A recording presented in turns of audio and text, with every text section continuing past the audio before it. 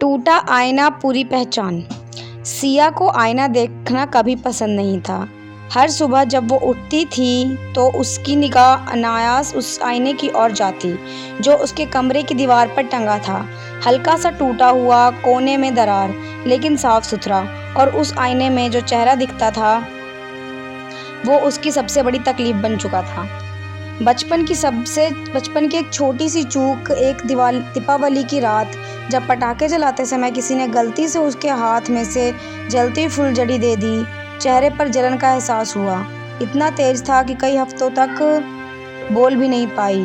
उसके गाल पर जलने का गहरा दाग रह गया। तब वो 7 साल की थी। उस दिन के बाद जिंदगी ने जैसे करवट ले ली।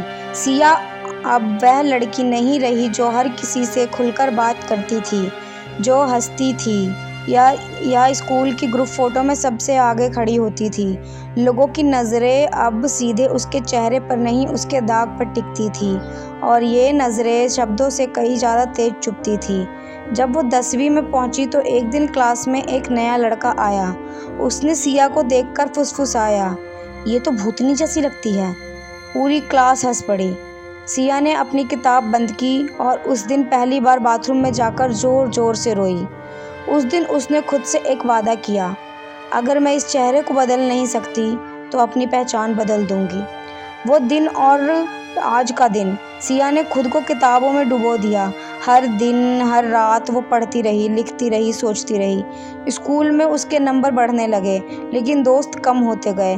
लोग उसे इग्नोर करते, कुछ सहानुभूति दिखाते, लेकिन कोई उसका दोस्त नहीं बनता। मगर सिया को फ़र्क नहीं पड़ा। वह अकेली थी लेकिन मजबूत थी। कॉलेज में दाखिला मिला।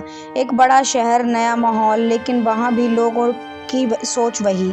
सुंदरता का मतलब अब भी साफ चेहरा था।